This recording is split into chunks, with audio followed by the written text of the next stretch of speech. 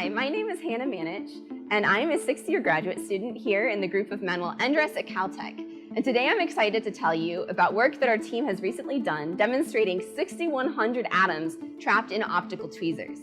These 6,100 atoms can be used as qubits, and this result demonstrates that in the near term, quantum computing at the scale of 10,000 atoms will be accessible.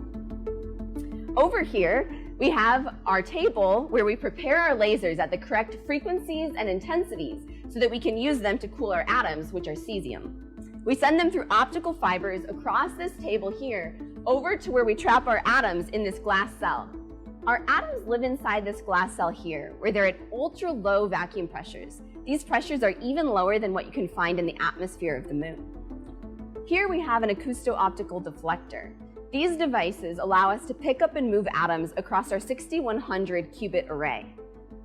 This is a unique feature of neutral atom quantum computing, that atoms can be connected with other atoms anywhere across the array. And this will allow us to manipulate and control our qubits in ways that allow us to build more efficient quantum computers. Back here is the control system for our apparatus. It allows us to send signals to our experiment, including to the camera, which lets us take pictures of our atoms every single second.